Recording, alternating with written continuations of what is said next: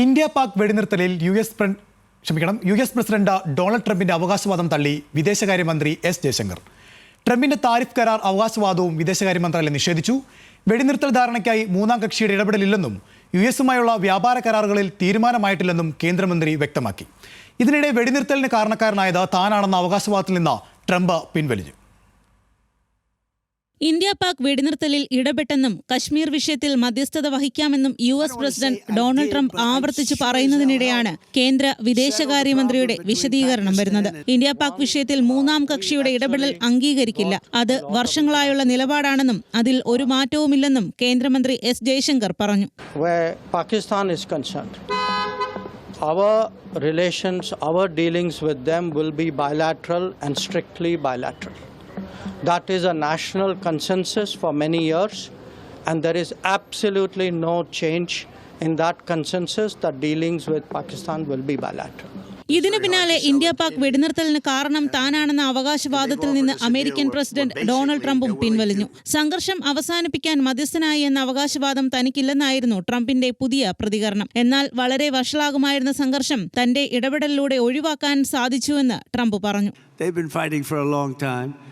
But we got that settled. Everybody was very happy, I'll tell you that. ഖത്തറിൽ സംസാരിക്കുന്നതിനിടെ U S ഉൽപ്പന്നങ്ങൾക്ക് തീരുവ ഈടാക്കാത്ത വ്യാപാര കരാർ ഇന്ത്യ വാഗ്ദാനം ചെയ്തെന്ന അവകാശവാദവും ട്രംപ് നടത്തി.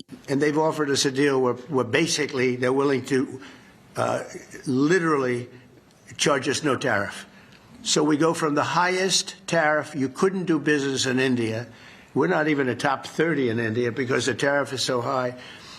To a point where they have actually told us, I assume you too, Scott, you were working on that also, that there will be no tariff, right? Would you say that's a difference?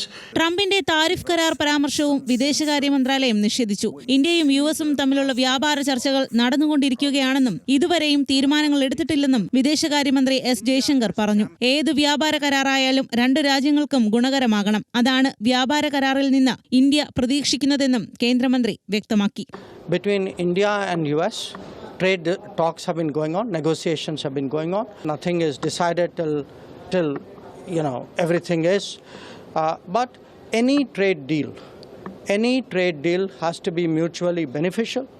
Any trade deal has to work for both the countries. And I think that would be our expectation from the trade deal. വരും ദിവസങ്ങളിൽ tariff കരാറുകൾ സംബന്ധിച്ച ചർച്ചകൾ തുടരുമെന്നാണ് India വ്യക്തമാക്കുന്നത്. News desk, news Malayalam.